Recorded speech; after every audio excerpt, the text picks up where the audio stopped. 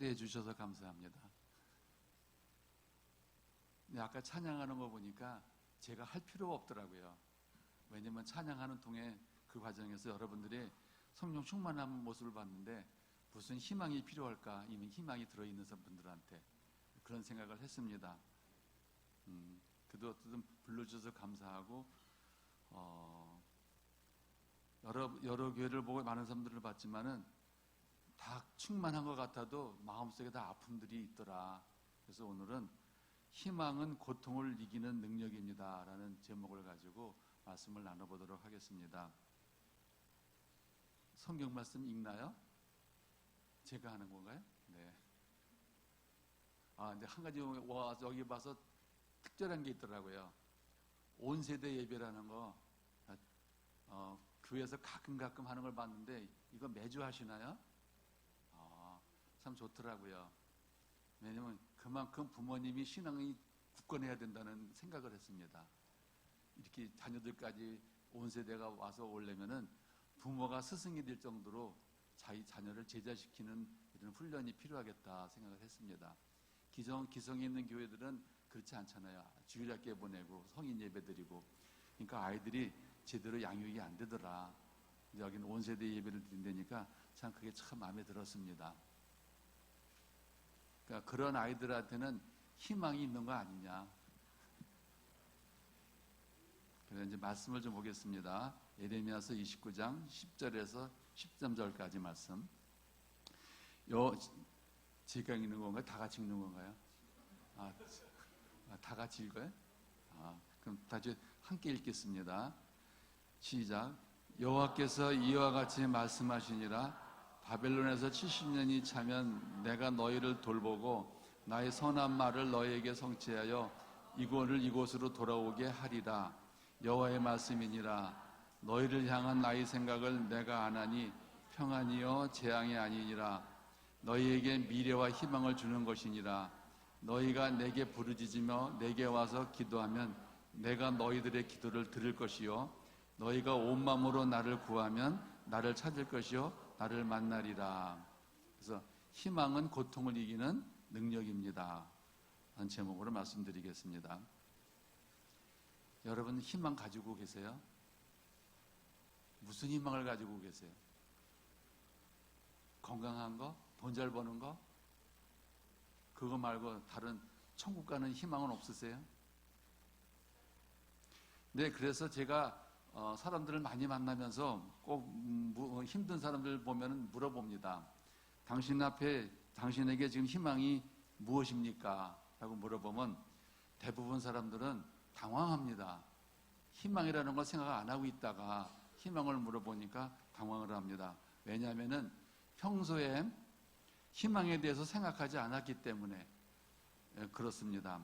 그래서 한편으로 보면은 희망보다는 현재 고통이 더 컸기 때문에 그 고통에 묻혀가지고 희망을 바라볼 수가 없었습니다. 사람이 살면서 희망이 없다는 것은 그 사람의 미래를 포기하는 것과 똑같은 일이다. 그래서 여러분들이 어떤 희망을 가지고 있는지 이 시간에 스스로를 점검해 보시기 바랍니다. 대부분 사람들이 어려운 일을 만나거나 고통스러운 일을 당하거나 몸이 아프거나 또 아파 실망스러운 사람들에게는 무엇이 가장 필요할까요? 희망입니다. 희망이라는 건 뭔가 지금 자기 바라는 목적을 좀 생각하고 있는 겁니다.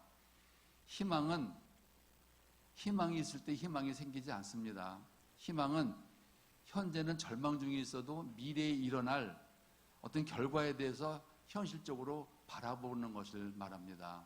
그러니까 희망이 있는 속에서 생기는 것이 아니라 희망은 절망 속에서 생기는 것이다. 그러니까 지금 아무런 어려움도 없고 성령 충만한 사람들에게는 사실은 희망이 없습니다. 그냥 잘 살고 잘 먹고 하는 게 희망이 되는데 그건 우리의 희망이 될 수가 없죠. 그렇기 때문에 희망은 갖고 있는 크리스찬들에게 있어서는 항상 희망을 바라보고 사는데 크리스찬에게 있어서 희망은 무엇이겠습니까? 세상에 잘 살든 못 살든 바라는 건 다 한 가지입니다. 올라가서 주님 만나는 거. 올라가서 주님 만나는데 여러분들 올라가서 주님 만날 자신이 있으세요? 다 손 들어보려면 거의 다 손 들어요. 근데 자기 양심에 비춰봤을 때 그거 하루만 더 달라고 그래. 그러니까 뭔가 부족한 게 있다는 뜻입니다. 그래서 항상 언제든지 주님이 부르시면 달려갈 수 있는 그런 희망이 있어야 되고 주님 만날 수 있는 희망이 있어야 되는데 의외로 그런 것에 대해서 무감각하게 사시는 분들이 많더라 그 말입니다. 오늘 본문 말씀에서 70년 동안 바벨론에서 포로 생활하던 사람들에게 무슨 미래 희망이 있겠는가. 지금 에레미야는 앞으로 있어야 될 일들을 예언처럼 얘기하시는 건데요. 조국을 잃어버리고 정복자의 나라에 가서 살고 있는 사람들은 자신이 겪는 일 자체가 재앙이고 미래의 희망이 없다고 생각할 수 있습니다. 우리는 36년 동안 일제의 압박을 받고도 그 원한이 우리 속에 맺혔는데 70년 동안 그 속에 살고 있었으면 거의 바벨론의 문화에 그런 생각에 동화되지 않았을까 생각을 합니다. 근데 그렇게 희망을 잃고 살아가는 백성들에게 하나님이 말씀하는 겁니다. 바벨론에서 70년이 차면 내가 너희를 돌보고 나의 선한 말을 너희들에게 성취하여 너희를 이곳으로 돌아오게 하리라. 예루살렘으로 돌아오게 한다는 건 회복을 말하는 겁니다. 제가 만났던 분 중에서 이 베이비 부모의 사람이 있었습니다. 직장을 다녔는데 그분을 우울증으로 이제 오게 됐습니다. 그래서 그분에게 물어봤습니다. 당신 노후 대책 되었습니까? 이제 공장에 다니시는 분인데, 근데 그분은 노후 대책에서 제 노후 대책을 아무것도 가질 수가 없었습니다. 왜냐하면 그 사람이 직장에서 감독관의 일을 했는데 병원 회사에서 이 사람을 일반 생산직 사원으로 등급을 내려버렸습니다. 그 말은 무슨 말이냐면 당신 나가라 그 뜻이죠. 이제 퇴직하라는 그 얘기입니다. 그거를 오랫동안 직장 생활하면서 다 알고 있으면서도 불구하고 이 사람은 그 직장을 그만둘 수가 없었습니다. 왜냐하면은 자녀들은 다 결혼했고 아내는 이혼해서 떠났고 그래서 겨우 이제 원룸에서 살고 있는데 당장 수입이 없으면 살아갈 수 없는 절망적인 상태에 있는 사람이었습니다. 그러니까 직장에서 온갖 수모를 주더라도 참고 지낼 수밖에 없는 그런 상황입니다. 좀 절망 상태죠. 아무 대책이 없는데 그분에게 노후 대책이 있느냐고 물어본 게 그 말이 그렇게 미안하더라고요. 없는 사람한테 당신 앞으로 살아갈 계획 가져보라고 그래봐야 현재 직장에서 그런 수모를 당하면서 그냥 감독관으로 있던 사람이 생산직 일반으로 근무하는데 얼마나 힘들었겠습니까? 그런데 하나님은 이렇게 절망하는 사람들에게 희망의 메시지를 주시는 겁니다. 여러분 중에도 고통 겪은 사람들 있으시죠? 근데 오늘 말씀이 여러분들 마음에 힘이 되시길 바랍니다. 뭐라고 그러냐면 고통받고 절망하는 너에 대한 나의 생각은 너에게 미래와 희망을 주는 것이다. 하나님의 생각은 그겁니다. 고통받고 있지만 너로 하여금 너의 앞에 희망을 주고 싶은 것이 내 하나님의 마음이다. 그런데 노후 대책은커녕 당장 먹고 살기도 힘든 사람한테 하나님은 너에게 미래와 희망을 주실 것입니다. 그러면 그게 아멘하고 들어와요? 안 들어올 겁니다. 성경을 보면은 억지 소리가 많아요. 힘들어 죽겠는데 희망을 준다더니 그건 미래에 받을 일이지 현재는 아니거든요.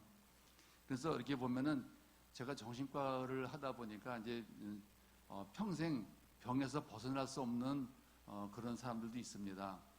조금만 치료하면 벗어날 수 있는 사람도 있는가 하면 평생 동안 이 병을 가지고 살다가 죽어야 할 사람들도 있다는 말입니다. 그게 이제 조현병이나 또 혹은 우울증에 사로잡혀서 고통받는 사람들에게 하나님이 말씀하는 겁니다. 회복시켜 주겠다. 약속하는 겁니다. 믿어지세요? 조현병은 평생 죽을 때까지 조현병으로 살다가 죽는 겁니다. 회복되는 게 그렇게 많지 않아요. 근데 우울증은 회복될 수가 있습니다. 근데 이렇게 하나님이 말씀하시면은 믿어지세요? 근데 믿어야 합니다. 왜냐면 여러분들은 믿음이 좋은 사람들이기 때문에. 근데 왜냐하면 하나님의 말씀이기 때문에 믿어야 한다는 겁니다. 하나님이 우리에게 언제 허튼 말 하시는 거 봤나?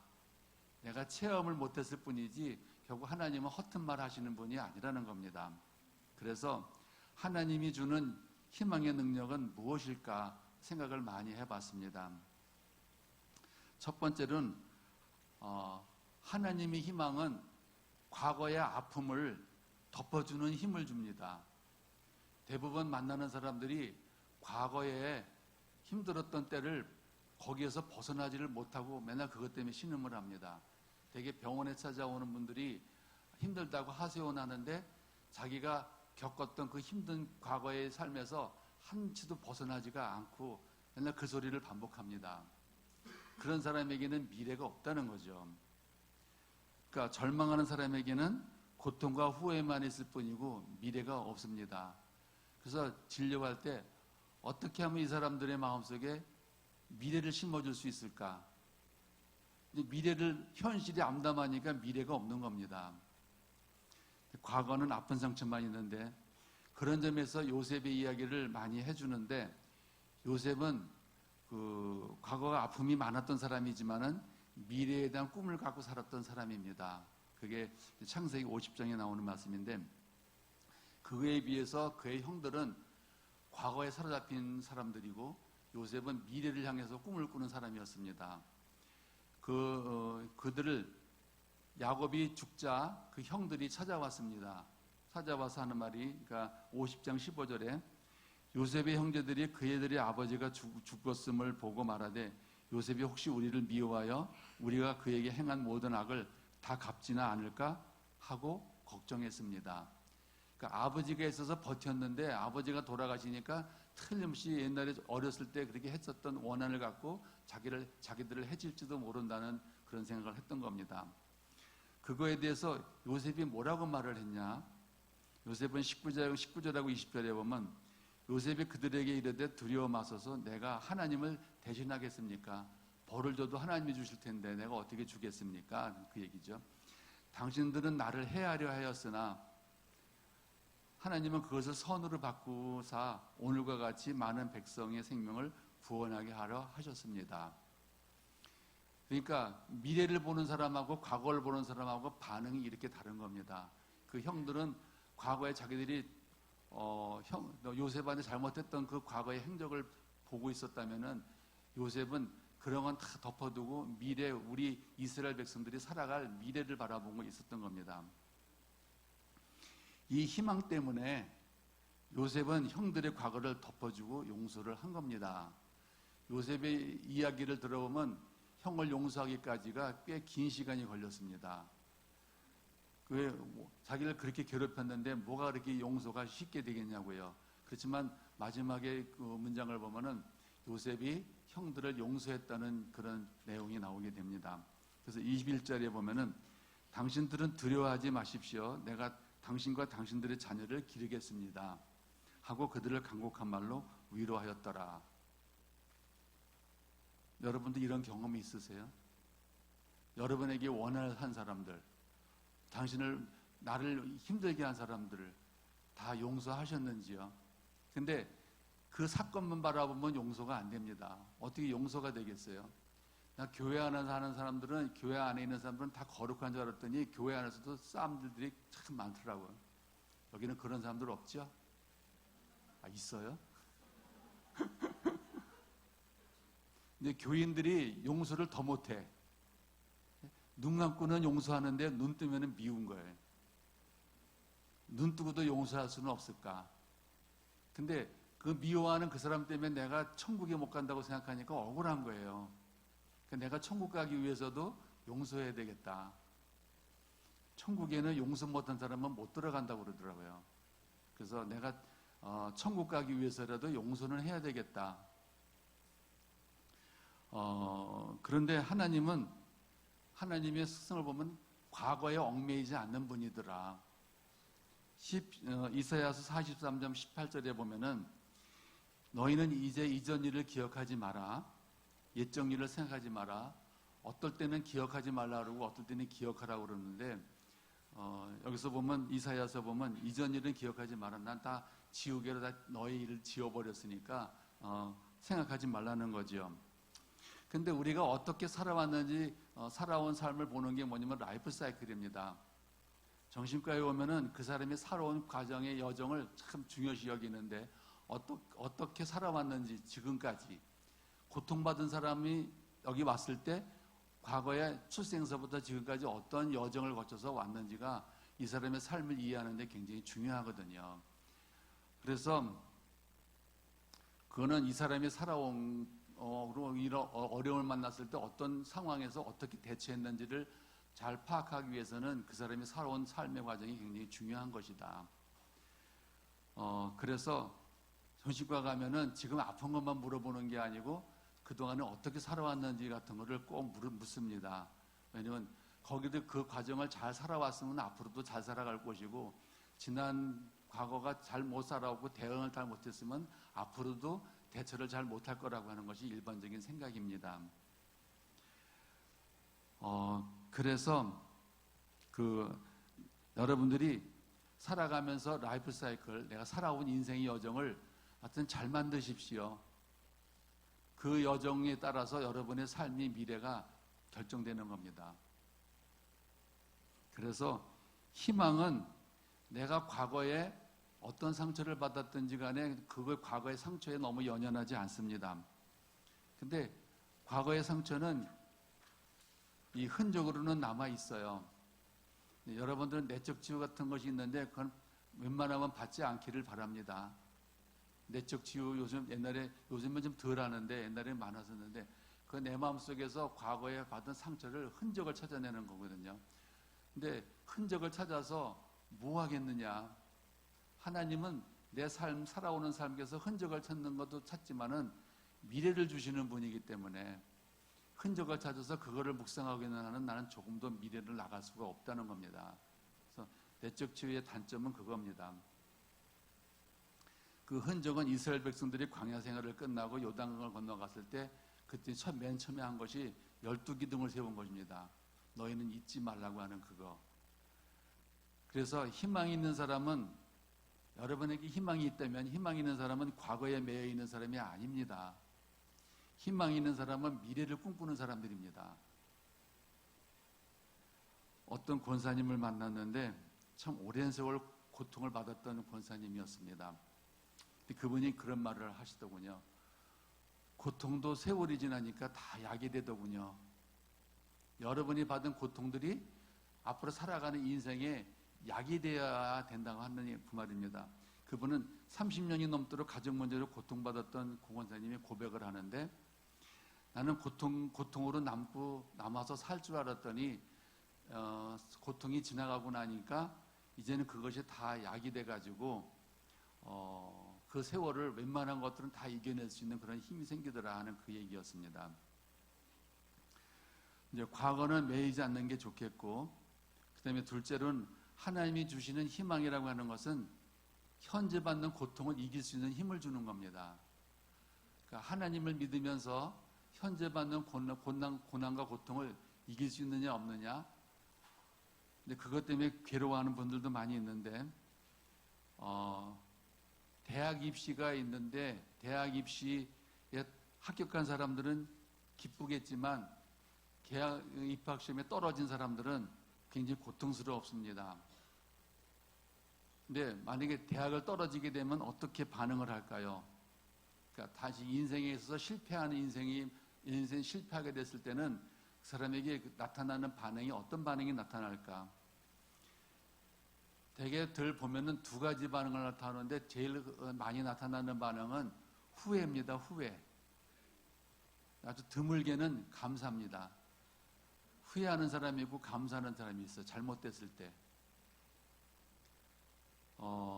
후회하는 것은 불만스럽고 자책하고 분노가 이렇게 부탁하고 아쉬운 마음을 갖고 있는데, 감사하는 사람은 최선을 다한 것에 대해서 미련이 없다 이겁니다. 우리 크리스천들은 감사해야 되나요? 후회해야 되나요? 근데 지난날 많은 날들을 되돌아보면 후회가 더 많아요. 그때 그렇게 할 걸. 근데 그렇게 할 걸 생각하지만 사실은 늘 기도를 했었다는 겁니다. 하나님 어떻게 해주세요라고 늘 기도를 했는데 그렇게 기도를 열심히 한 사람들이 결과 자기가 원하는 결과가 안 나왔다고 해서 왜 하나님 왜 원망하나? 어른이 하나님께서 알아서 떨어뜨렸으려고 그렇게 생각 안 해요? 그렇게 하나님 붙여달라고 기도하고 합격해달라고 기도했으면 떨어뜨렸으면 건 하나님의 뜻 아니냐? 저희도 저희 큰아들이 처음에 대학을 갈 때 원하는 대학을 갔는데 그렇게 새벽 기도도 가고 열심히 했는데 떨어졌습니다. 그때 하나님한테 되게 화가 났어요. 그렇게 졸린 눈을 가지고 교회를 가서 예배를 드렸는데 안 고쳐주십니까? 그러니까 화가 났는데 좀 시간이 지나니까 떨어질만 하니까 떨어졌지 하는 거하고 떨어졌을 때는 이유가 있겠지. 근데 내가 분명히 기도한 거에 대해서 응답이 떨어지는 걸로 봤으면은 하나님은 떨어뜨려야만 더 유익하지 않았겠느냐라는 생각은 나중에 든 생각이었습니다. 크리스찬들에게 감사해야 할 이유는 뭐냐면 낙방도 하나님의 뜻이라고 받아들이는 거였기 때문에 그렇습니다. 그게 이제 로마서 8장 26절에서 28절에 나오는 말씀이겠죠. 이와 같이 성령도 우리 연약함을 도우시나니 우리가 마땅히 빌 바를 알지 못하나 오직 성령이 말할 수 없는 탄식으로 우리를 위하여 친히 간구하시거니와 마음을 감찰하시는 이가 성령의 생각을 아시나니 이는 성령님이 하나님의 뜻대로 성도를 위하여 간구하시는데 우리가 다 아는 것처럼 알거니와 하나님을 사랑하는 자 곧 그때로 부르심을 받은 자에게 모든 것이 합력하여 선을 이루지 않겠느냐. 그 합력하여 선을 이루겠다는 말이 꼭 믿음의 함정 같아요. 뭐든지 잘못되든 잘되든 꼭 이 말에 걸리거든. 모든 것은 합력하여 잘 되는 것도 하나님 뜻이고 못 되는 것도 하나님 뜻이고 결과적으로는 나중에 보자. 나중에 그거였습니다. 근데 사실은 사람들이 현실에서 고통을 받으면은 누군가의 도움을 받고 싶어하는 마음이 있습니다. 제가 환자분들을 만났을 때 되게 힘든 분들이 찾아오는데 찾아오실 때 가장 중요하게 생각하는 것은 그 아픈 문제가 아닙니다. 아픈 거는 언젠간 다 해결될 수 있는 문제들인데 이 사람에게 자기가 좋아질 수 있을 거라는 희망이 있느냐 없느냐 그게 문제입니다. 그래서 병원까지 찾아올 때는 희망을 갖고 찾아온 사람들입니다. 희망이 있어서 온 게 아니라 희망을 갖고 싶어서 온 사람들입니다. 그러니까 어떻게 하면 이 사람들에게 희망을 심어줄 수 있을까? 근데 희망이 마음속에 있으면 살아납니다. 희망이 없는 사람은 아무리 치료를 해도 살아나지 않습니다. 여러분들이 만약에 어떤 어려운 문제가 있으면은 희망을 버리시면 안 됩니다. 왜냐하면 그 희망이 여러분들을 살릴 거니까. 희망이 없는 사람한테 당신은 앞으로 잘 될 겁니다. 보십시오라고 하는 말이 무슨 의미가 있겠어요?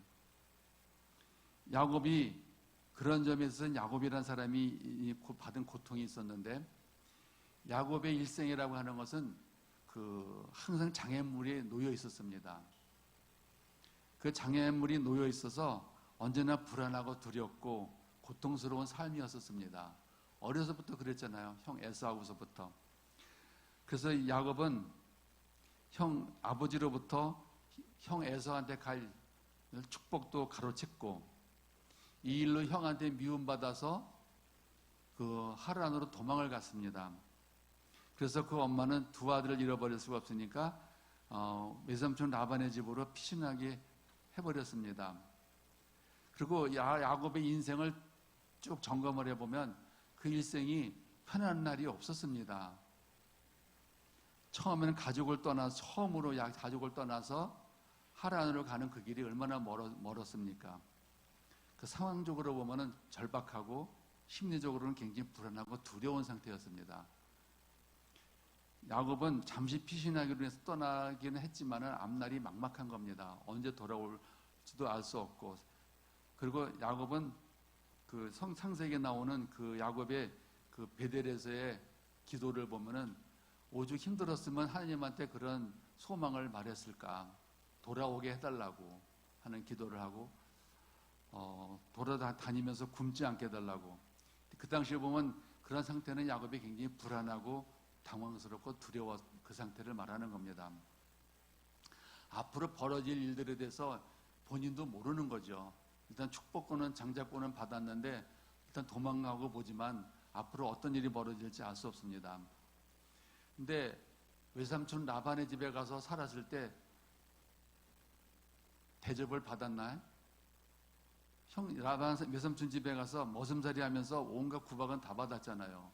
속임도 당하고 결혼 문제로 인해서 좌절을 경험도 하고 품삯 문제로 좌절을 겪고 했다가 또 나중에 20년 좀 지난 다음에 형 에서한테 집을 고향을 돌아올 때 그 다음에 형 에서가 무서워서 두려웠고 와서 살 때 세겜에서도 무슨 일이 벌어지냐면 세겜에서는 딸 디나가 성폭행 당하지 않습니까?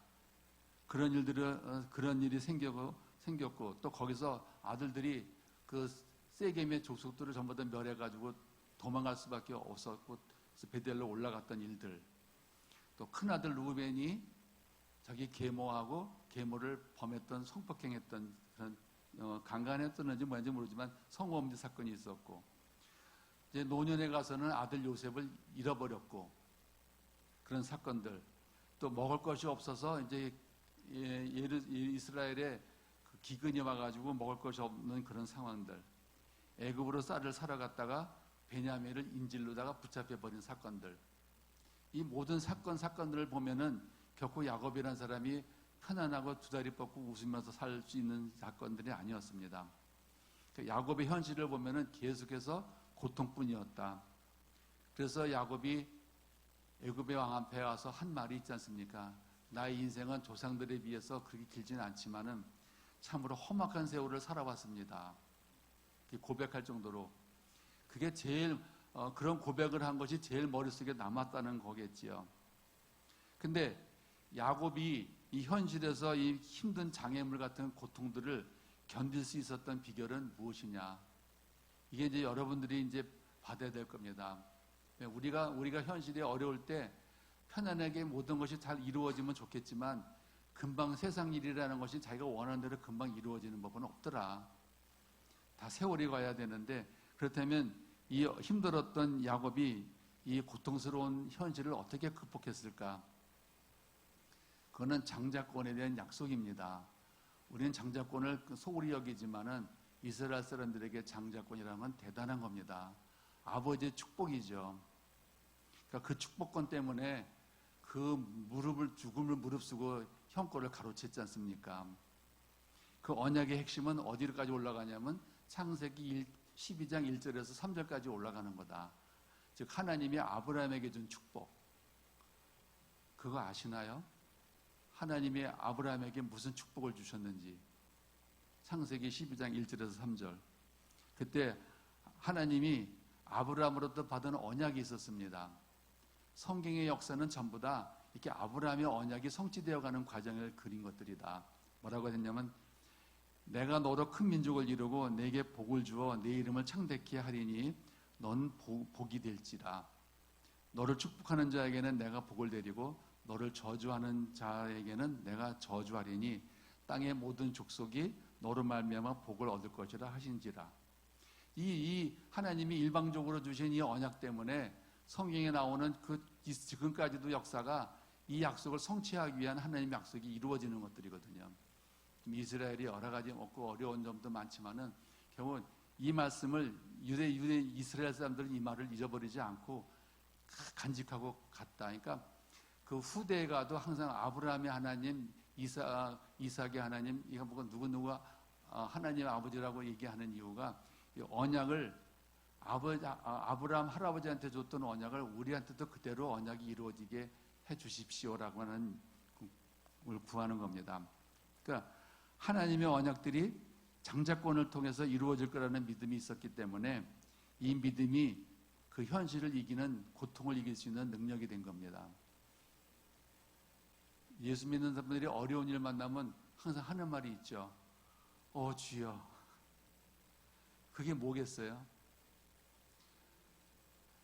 주여가 이 힘든 고통스러운 이 현실을 이길 수 있는 힘을 준다는 얘기입니다.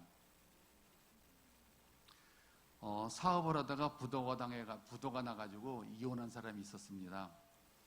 재산을 다 가족들에게 남겨주고 빈몸으로 나왔습니다.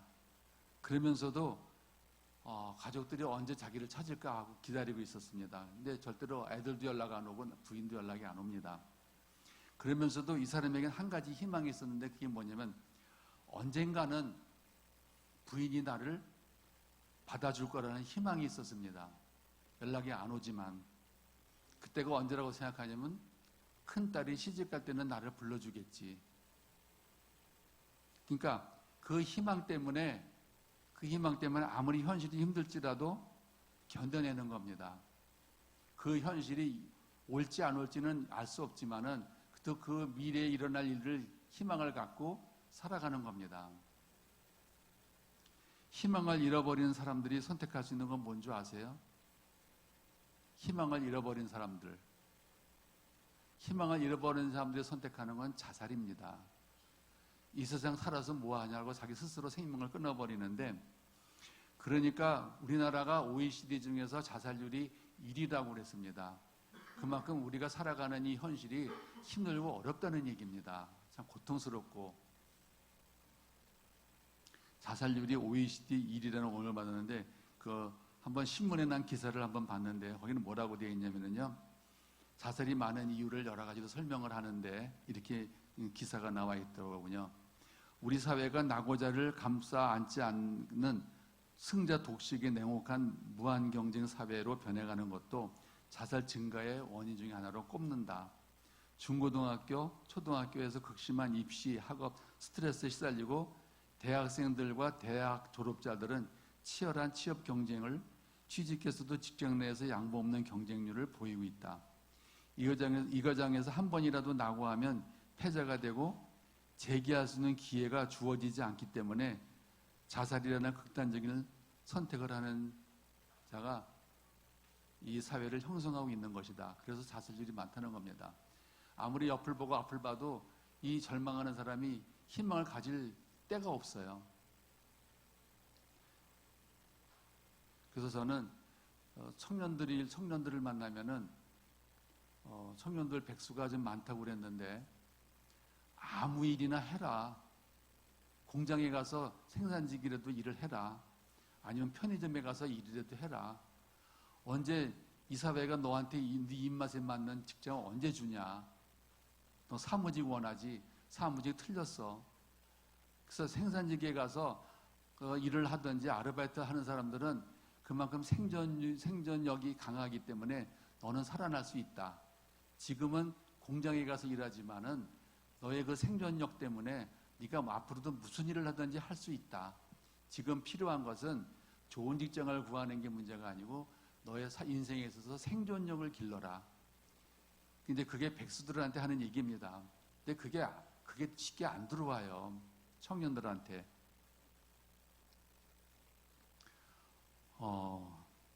그러다 보니까 차라리 공부 좀 덜 하고 이런 생산직 공장에 다니는 친구들이 더 애들이 좀 이뻐 보이더라고요.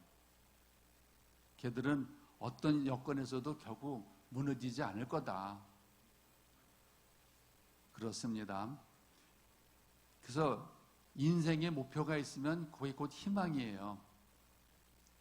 백수들이 제일 갖는 거는 자기들의 희망이 이루어지지 않을 거라는 것 때문에 절망하는 겁니다. 목표가 없으면 희망도 없다.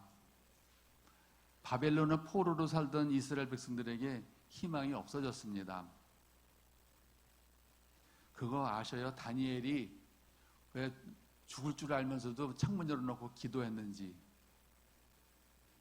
그 다니엘이 에레미야서를 보고 70년 후에는 너희 나라를 조국을 해방시켜 주겠다고 했는데 그때가 바로 70년이 되던 해입니다. 그러니까 자기가 자기 조국의 해방을 위해서는 나 같은 목숨 중요하지 않았어요. 그러니까 늘 평상시 하던 대로 그대로 기도를 했더라. 다니엘이. 그 자기 조국을 위해서 자기 목숨도 바칠 정도로 기도를 하는데 눈치 보고 기도하지 않았다는 얘기입니다. 다니엘이 바로 그때가 이제 포로로 잡혀간 지 70년 되던 해에 가까워 오기 때문에 그래서 다니엘은 그렇게 자기 조국의 해방을 위해서 목숨을 걸고 기도를 했던 것이다. 라고 이제 설명하는 이제 해석도 있더군요. 그러니까 인생의 목표가 있으면은 그것이 곧 자체가 희망이다라는 겁니다. 인생의 목표가 있으면. 근데 항상 목표를 잡을 때 목표에 대해서 변하지 않는 목표를 세우지 말라고 그래요. 장기적인 목표, 중단장기, 단기 목표, 장기 목표를 이루기 위해서 그 중단기 목표는 항상 변할 수 있는 것들을 목표를 삼으라고 얘기합니다.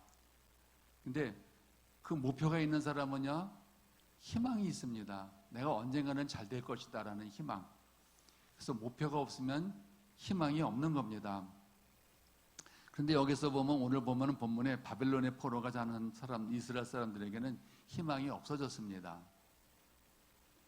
그러니까 희망이 없으면 우리 인생도 보면 곁길로 가게 됩니다. 요즘에 우리 사회에 곁길로 간 사람들 많죠. 곁길로 가는 게 뭔지 압니까? 노름 중독, 술 중독, 코인 중독, 성 중독 등등등등 중독에 빠져가지고 자기 인생을 책임지지 못하는 사람들. 그 사람들은 세상을 원망하지만 세상을 이길 수 있는 힘이 없어졌습니다. 그러니까 어려우면 어려울수록 인생의 곁길을 잡고 가더라. 하느님께서는 희망이 없는 그들에게 미래와 희망을 주겠다고 하셨습니다. 그러니까 다시 말하면 절망 중에 있지만 너희들 절망 중에 있지만 그래도 목표는 가지고 있어라 하는 그 뜻입니다. 그렇게 현실이 어려운 것을 극복하고 감당하고 견디는 힘을 준다면은 세 번째로는 하느님이 주시는 희망이라고 하는 것은 미래의 비전을 찾아가는 힘을 준다. 하나님을 믿으면 미래를 향해 갈 수 있다는 거죠. 희망은 인생의 목표를 결정해 주는데 목표가 결정된 사람은 인생의 방향이 결정된 사람들입니다. 인생에 있어서 가장 방황할 때가 언제냐면 고3 때. 제일 방황 많이 하잖아요. 미래가 확실치는 않고 가고 싶은 소망하는 학교는 있고 그 공부는 성적은 뜻대로 안 나오고 그럴 때 얼마나 아이들이 불안해하는데 그 불안한 이유는 미래에 자기가 확정된 미래가 없기 때문에 그 소속이 없기 때문에 그래서 불안한 겁니다. 그래서 목표가 없는 사람을 보통 뭐라고 말하냐면 비전이 없는 사람이다. 비전은 나를 통해서 하실 하나님의 계획의 일, 하나님의 비전이 나를 통해서 이루어지는 것이다. 그러니까 열심히 희망을 가져야 되는데 나의 희망은 나의 비전이라고 하는 것은 곧 하나님의 비전이다라고 항상 그런 생각을 해야 됩니다. 그래서 우리 오늘 본문 11절에 보면 하나님께서 우리에게 희망을 주시겠다고 말씀하십니다. 뭐라고 희망을 주시냐면은 여호와의 말씀이니라 너희를 향한 나의 생각을 내가 아나니 나는 너희들에게 평안이요 재앙이 아니다. 나는 너희에게 미래와 희망을 주는 것이니라.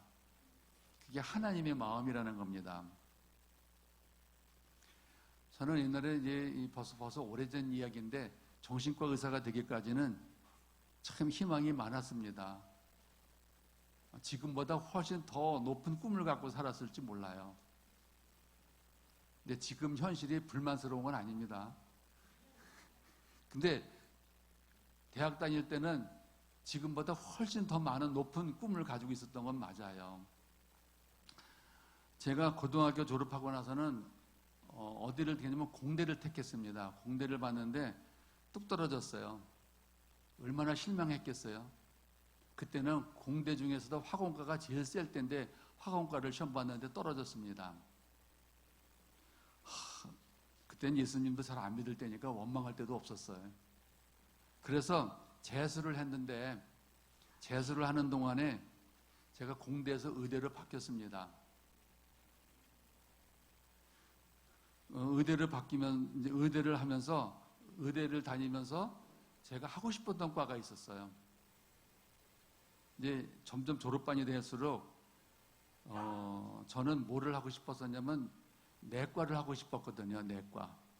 근데 애들이 공부를 잘하는 애들만 택하더라고. 그래서 내과를 택했는데 내 인생이지만 내 뜻대로 가는 게 없더라. 내가 내과를 원하지만 나보다 잘하는 애들이 내 과를 택하니까 내가 선택할 수가 없었던 겁니다. 가봤자 떨어질 텐데. 그러니까 내 인생이지만 내 뜻대로 갈 수만 있던 건 아니더라. 그래서 정신과를 택해가지고 이제 갔습니다. 근데 정신과 가서도 그냥 편안하게 인생을 산 것이 아니라 참 힘들게 인생을 살았다. 왜냐하면 내 동창들보다, 정신과 하는 동창들보다 더 많이 옮겨 다녔거든요. 옮겨 다닌다는 건 참 힘듭니다. 부산에서부터 오산서부터 서울서부터 지금 송탄까지 돌아다니는데 제 인생은 꼭 아브라함이 뺑뺑 돌리는 것 같은 그런 인생이었습니다. 부산에 이제 고신대학에 갔는데 교회가 다르다고 발령 못 내준대, 교수 발령을. 그럼 나도 싫다 그래서 나와버렸죠. 또 서울로 와서 생활을 하니까 이번엔 또 생활할 수 없을 정도로 이 폐가 적은 거예요.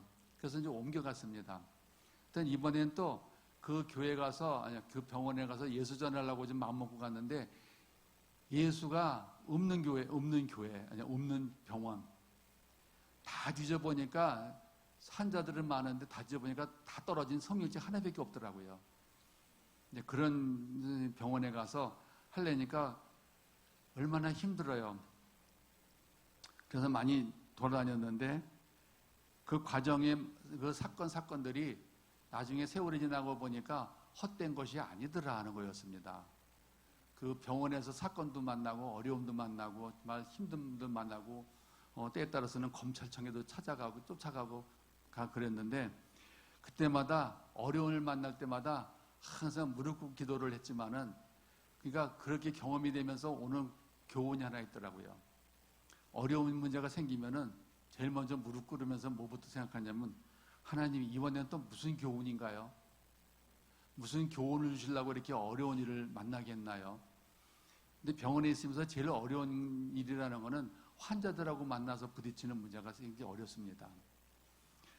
그래서 그 다음부터 생긴 버릇이 뭐냐면 어려운 일이 생기면 이 어려움을 통해서 하나님이 저한테 하시려고 하는 말씀이 무엇입니까? 그걸 알려고 굉장히 이제 기도를 하죠. 그러면서 생각한 것이 마치 아브라함이 믿음의 조상이 될 때까지 그 숱한 여정을 밟았던 것처럼 내 인생도 그런 여정을 끝나는구나. 근데 꽤 오래전에 기도해 주시는 권사님이 복역의 때가 끝났다고 했을 때 얼마나 기뻤겠습니까? 너 어려움 안 나간다는 거예요, 이제. 그러고도 어려운 문제가 오더라고요. 근데 이제 내용이 달라서 그런데 그게 꼭 그랬어요. 옛날에 서울에서 근무하다가 군대에서 근무하다가 부산에 고신대학을 가게 됐는데 정말 집은 식구들 전부 서울에 있는데 부산을 내려가야 된대요. 가기는 싫었는데 기도를 하면은 가야만 된대. 그러니까 그거는 네 인생에 있어서 꼭 가야 할 길이다 라고 하시니까 그냥 아멘하고 갔는데 하나님께서 보내신 거기를 가가지고 3개월밖에 못 있었어요. 3개월밖에 못 있다가 왔는데 그걸 왜냐면 교회라고 다 교회가 아니다. 교회도 믿는 사람하고 교단이 다르다는 것 때문에 막 이렇게 파벌을 짓고 분리가 되는 것을 네가 경험할 거다.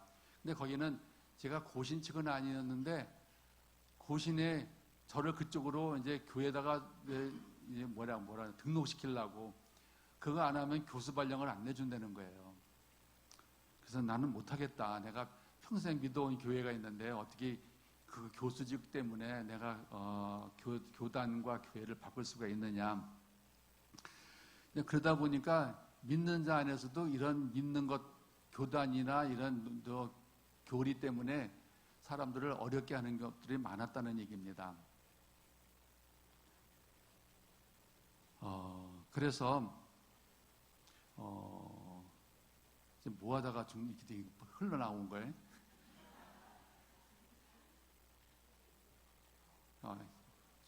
아브라함 얘기 하다가 그랬나? 나 혼자 신나다 보면 얘기를 잊어버려. 근데 셋째 나온 거니까 희망은 미래의 비전을 찾아가는 힘을 줍니다. 맞습니다. 희망이 인생의 목표를 결정해 주는데 인생의 목표를 항상 정하라고 그래요. 많은 데 가서도 보면 사람들이 인생의 목표가 없어요. 목표가 없는데 하나님의 계획이죠. 그리고 그때마다 하나님이 저한테 교훈을 주셨는데, 그러면서 생각한 건 뭐냐면은 항상 하나님은 희망을 주는 처방을 주시더라. 제가 이제 오랫동안 사람들과 만나면서 제가 준 것은 병원에 있다 보니까 주로 목사님들, 장로님들, 권사님들이 많이 찾아옵니다. 되게 믿음이 대단한 사람들입니다. 그 사람들한테 아무 소리나 할 수가 없잖아요. 그 믿음 따라 찾아왔는데 믿음 없는 소리 하면 절대로 안 되잖아요. 그래서 그분들을 올바로 인도해야 되겠다는 생각해서 이제 98년도에 신학대원을 들어가게 됩니다. 왜냐면 내가 하나님의 마음과 하나님의 길을 모르면은 내가 목사님이나 장로님들 오는데 내가 헛소리하면 어떻게 되겠어요? 참 어렵죠. 그러니까 하나님이 주시는 이 사역 중에 하나가 뭐냐면 하나님을 잘 알아야 하나님의 사역을 잘할 수 있다. 그 다음부터 이제 상담을 요청해 오거나 신학대 가고 싶은 사람들한테는 항상 말해주는 게 어떤 교단에서 공부를 할 거냐, 어떤 하나님을 만나고 싶으냐. 왜냐면 자유주의 신학과 보수 신학들이 막 나눠지잖아요. 기왕이면 목사님이나 의사나 믿는 사람들은 하나님이 선택한 영혼들을 올바르게 하나님 앞으로 바로 데려와야 되는 게 그 역할인데, 엉뚱한 소리나 하게 되면 어떡하겠습니까? 내가 제일 먼저 걸린 문제가 뭐냐면, 고민한 게 뭐냐면, 원하지 않는 임신을 했는데 지워야 되나요? 말아야 되나요? 이게 40년 전에 제일 고민하던 문제였습니다. 원하지 않는 임신을 했을 때 낳아야 되나요? 말아야 되나요? 여러분의 신앙에게 묻는 거예요. 낳아야 돼요? 안 낳아야 돼요? 근데 이렇게 목소리가 작아요.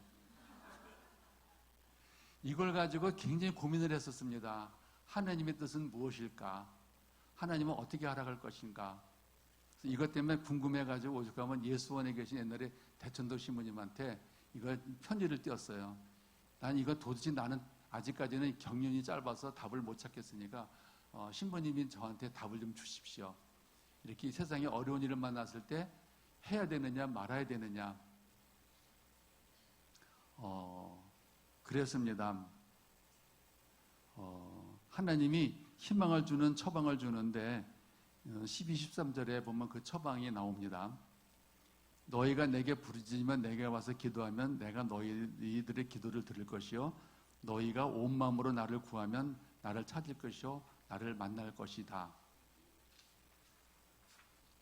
이 말 처방 주는데 왜 아멘 안 해요? 항상 여러분들이 말씀을 읽을 때 하나님이 뭐라고, 나는 어떤 하나님이다, 난 너한테 무슨 말을 한다, 꼭 이 말씀 하시지만은 그 뒤에 가면은 꼭 하나님이 처방을 주십니다. 너가 어떻게 하기를 원한다라고 하는 처방을 주시는데, 매일같이 큐티하고 묵상을 하신다면은 꼭 하나님의 처방을 꼭 받으시기 바랍니다. 분명히 있어요. 이 큐티가 생각보다 참 어렵더라고요. 말씀 묵상하는 게. 그렇게 오랫동안 해보는데 제대로 하는 사람들이 많이 없었어요. 성경 말씀을 오늘 묵상을 하세요. 묵상을 하면은 제일 먼저 할 일이 이 묵상한 본문 말씀에서 어떤 하나님인가를 먼저 찾는 게 중요하고, 이 하나님이 오늘 나한테 뭐라고 말씀하시지? 그걸 찾고, 그래서 내가 그 말씀대로 오늘 내가 살아갈 게 뭐지? 어떻게 살아야 되지? 하는 걸 찾는 거. 그렇게 하면 그게 30분을 해도 묵상하는 시간이 좀 모자라더라고요. 근데 오늘 이 말씀 속에서 보면은 세 가지 말씀을 주시는데, 뭐라고 말씀하시냐면, 절망 중에 있는 너희들은 나를 찾아라. 나를 찾아라는 말은 뭐겠습니까? 기도해라. 그리고 찾긴 찾는데 전심으로 나한테 구해라. 전심으로 구해라. 대충 해놓고 응답받을 생각하지 마라. 그렇죠? 그리고 그러니까 결론적으로는 그러면 나를 찾을 것이요 나를 만날 것이다. 그건 뭐냐면 회복입니다. 회복. 그러니까 하나님은 절망 속에 있는 모든 문제든지 해답은 가지고 계십니다. 이거는 정말 여러분들 믿으시는 거죠? 하나님은 문제를 못 푸시는 문제가 없다. 안 풀어주셔서 그렇지. 그러니까 전지하고 전능하다고 말하는 거죠. 그분은 못하시는 게 없고 모르는 게 없는데 그걸 믿으세요? 진짜 믿으세요? 예, 믿으셔야 됩니다. 왜냐면 말로는 믿었는데 실제상 행활에서는 안 믿어. 그래서 그러고 봤는데 하나님은 절망 속에 있는 모든 문제들일지라도 당신은 해답을 가지고 계시다. 그걸 믿어야 됩니다. 설령 그것이 나한테는 이루어지지 않더라도 내가 믿는 하나님이 불치의 병을 능력을 갖고 치료해 줄 수 있는 분이라는 것을 그 능력이 있다는 것을 믿는 겁니다. 꼭 나한테 꼭 이루어져야지만 내가 믿는 게 아니고 나한테 이루어지지 않더라도 그분은 그만한 능력을 가지고 계신 분이라는 것을 믿는 겁니다. 그래서 제가 진료하면서 한 가지 하나님한테 속으로 기도하면서 바랬던 것이 있었습니다. 정신과에서 환자를 치료할 때 제일 힘든 게 뭐냐면 평생 이 병을 가지고 살다가 죽어야 할 사람들을 만날 때가 제일 힘든 겁니다. 그러니까 보통 인생 살다가 어려운 문제들은 해결이 됩니다. 그건 조금만 노력하고 견디면 해결되는데 이건 아무리 노력을 해도 회복될 수 없는 병이 있습니다. 이 만성 조현병이라든가 이런 병들은 보면은 잘 해결이 안 되는데 그래서 하나님한테 물어봤습니다. 그때 기도한 거죠. 아무리 치료를 해도 회복이 안 되니까 치료하는 사람으로서는 참 답답해요. 그래서 만성 조현병으로 평생 폐인처럼 살아가는 한 사람을 정상으로 돌려주세요. 단 한 명이라도 좋으니까 내 눈으로 보게 해주세요. 내가 그래야 믿을 것 같습니다.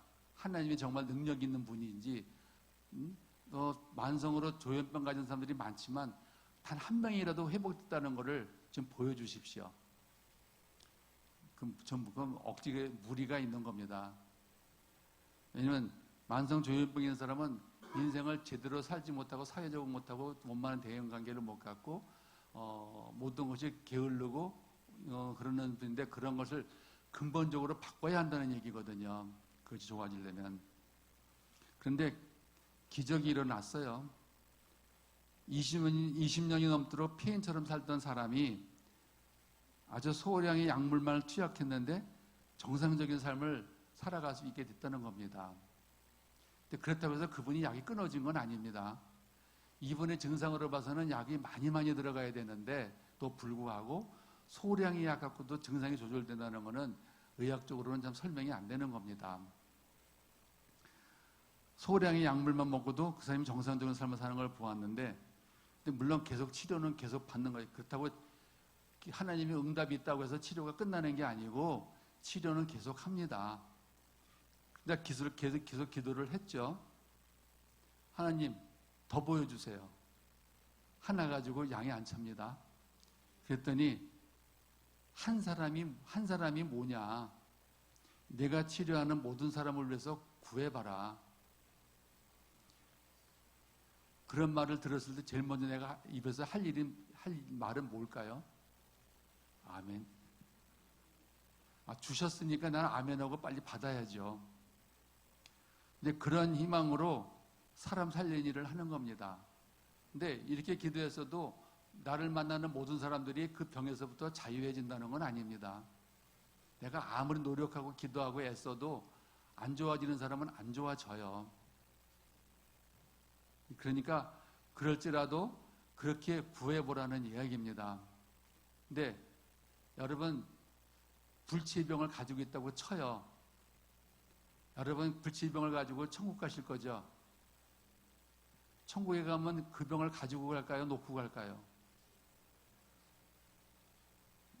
놓고 간대? 응답 받으셨어요?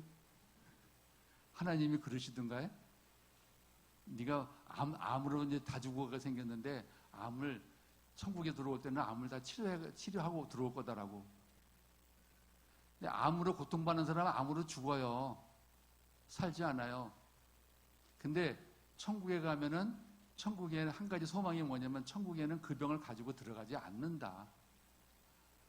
육신에 이상 살아가는 동안에 육신의 병은 가지고 있는지 몰라도 천국에 들어갈 때는 암덩어리니 뭐 이렇게 조현병이니 만성질환이니 이런 것 다 해결되고 들어갈 거기 때문에 걱정하지 말고 예수님 잘 믿어라. 왜 그런 줄 아세요? 천국에는 예수님이 계시거든요.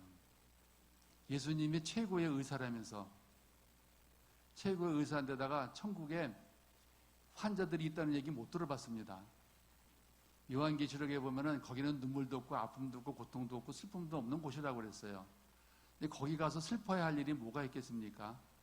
그리고 암이라는 건 육신에 가지고 있는 암도 다 세상에서 갈 때는 놓고 가는 거지 이거 가지고 천국 가는 것은 아니다. 그러니까 그게 오랫동안 고통받는 사람들에게는 희망이 되는 겁니다. 아, 천국 갈 때는 다 놓고 가는구나. 그래서 병치료 받는 환우분들에게도 희망을 가지라는 겁니다. 그 힘든 병을 가지고 천국 갈 거는 아니니까. 어려운 인생의 어려운 문제를 가지고 계신 분들도 희망을 가지십시오. 왜냐하면 바로 우리가 믿는 성령님이 우리를 도와주신다고 했기 때문에 여러분의 병을 고치고 어려운 문제도 풀어주실 거다. 인생이 변화될 겁니다. 근데 이걸 누누이 설명하고 해도 뒤돌아서면 딴소리하고 있어요. 왜 딴소리 하느냐? 이게 실제로 마음속에 와서 믿어져야 되는데 믿어지지가 않아요. 힘든 일을 경험하는 사람들한테는 이것이 생생하게 내가 죽어도 믿습니다라고 해야 되는데 그렇지 않더라는 겁니다. 그리고 환우를 돌보는 분들도 가족 중에 환자가 있고 그러면은 희망을 갖고 기도를 해주시기 바랍니다. 왜냐하면은 가족이 버리면은 그 환자는 아무도 돌볼 사람이 없어요. 가족이 돌봐야지만 끝까지 돌봐줄 수 있는 거다. 그래서 저희가 지금 한마음 치유공동체라는 게 이제 서울에서 24년을 하고 있는데 거기 가장 중요한 건 뭐냐면은 거기는 죽을 때까지 그 병을 가지고 가는 사람들이 오는 사람들이 많아요. 근데 그 되게 오래 지나다 보면 가족들이 너무 힘드니까 그 병을 가진 자녀들이나 가족을 포기하고 싶어 합니다. 포기하고 싶어 해. 얼마나 경제적으로 힘들어. 삶에 거기 묶였어. 우리가 해주는 가장 기본적인 뭐냐면은 그래도 사랑해라. 당신이 손을 놔버리면은 그 자녀, 그 남편, 그 아내 돌봐줄 사람 없다. 세상 사람은 안 돌봐준다. 그래서 당신이 손 놓으면 끝이다. 그래서 당신이 손 놓지 말고 죽을 때까지 그 사람을 품고 가라. 그게 우리 모임의 가장 기본적인 정신입니다. 끝까지 함께 가라. 아, 근데 여기 교회도 함께 가라가 있더라고요, 교훈이. 함께 가자. 우리는 그래. 도우려고 하는 사람은 오지 마라. 도우려고 하는 사람들은 돕다가 실망하면 가버려요. 24년을 해보니까 돕겠다고 온 사람들은 한 1, 2년쯤 지나다가 다 떠나더라고요. 근데 이 힘든 사람하고 같이 길을 가겠다고 한 사람들은 끝까지 남더라 그 말입니다. 그러니까 여러분들이 가족 중에 고통스러운 사람이 있거나 무슨 어려운 일이 있으면은 아까 어떤 사람들처럼 이혼하지 말고 끝까지 품고 가라는 얘기입니다. 그럼 여러분 성령님께서 여러분들의 병을 고치시고 어려운 문제도 풀어주고 인생을 변화시킬 텐데 여러분의 수고와 사랑이 그 앞날을 복되게 해준다는 겁니다. 지금 우리 모임에도 어떤 아주 약을 써도 이렇게 약 써도 병 안 나는 아이는 처음 봤어요. 한국에 있는 유명한 병원은 다 다녔고 온갖 치료 다 해도 병이 좋아지질 않습니다. 근데 그 엄마가 얼마나 이 아이를 포기하고 싶겠어. 여차하면 또 그 아들한테 두드려 맞아요 또. 그렇게 난폭하고 무서운 아들한테 너무 힘드니까 차라리 내가 너를 포기하고 도망가고 싶다. 그런 마음을 품었었습니다. 그 권사님이. 너무 아들이 힘드니까. 그리고 기도하는 중에 응답이 왔어요. 뭐라 하냐면 영광스러운 어미의 자리를 누구한테 맡기고 떠날 것이냐. 고통스럽고 힘들지만은 네가 하는 것은 영광스러운 엄마로서 하는 일이다. 그러니까 포기하지 말고 그냥 하라는 겁니다. 근데 지금도 그 아들이 무섭긴 하대요. 근데 병은 정말 안 좋아져. 그렇게 기도를 엄청나게 해도요. 그런데 무슨 이유로 여러분들이 절망하든지 간에, 무슨 질병으로 고생을 하든지 간에, 오랜 세월 어려움을 받는 사람들에게 여기가 주님의 은혜교회더라고요. 주님의 은혜교회가 뭐 해야 됩니까? 나 오면서 그거 기도하고 왔어요. 이 교회에 오시는 분들은 문을 열고 들어올 때 아파서 들어오지만 나갈 때는 걸어서 나가달라고. 그렇게 기도했는데, 축복 빌어줬는데도 아멘도 안 하네? 아니, 이게 교회 문 열고 들어오는 게 얼마나 힘들어요. 근데 무슨 목적으로 교회를 오셨든지 간에 나갈 때는 힘차게 걸어서 나가라는 이야기입니다. 희망을 가지고. 그게 여러분의 교회가 여러분에게 줄 수 있는 최고의 축복이다. 그러니까 이거 목사님이 주시는 거 아니에요. 목사님만 바라보고 있으면 안 돼요. 목사님은 길잡이에요, 길잡이. 여러분이 올바르게 신앙생활을 할 수 있도록 길잡이 해주는 분이지, 은혜를 받는 건 여러분이 받으셔야 됩니다. 그래서 그렇게 축복받는 교회가 되기를 바라고, 여러분들이 앞으로 살아가면서 아무리 어려운 일이 있어도 희망을 꼭 붙잡고 사십시오. 희망이 있으면 삽니다. 희망이 없는 사람은 죽어요. 꼭 어떤 어려운 일들이 있는지는 모르겠지만 그 희망을 가지고 꼭 살아가시기를 바랍니다. 기도할게요. 하나님 감사합니다. 불가능한 것을 가능케 하시고 없는 것을 있게 하시고 죽은 자를 살려주는 하나님의 능력이 절망하는 사람들에게 희망이 되게 하여 주시옵소서. 성령이 누구에게나 희망을 줄 것이니 믿는 자에게 어려움이 있더라도 이는 다 우리를 낮추며 시험하사 마침내 복을 주려 하시는 주님의 뜻을 알았습니다. 축복하여 주시옵소서. 예수 그리스도 이름으로 기도합니다. 마치겠습니다.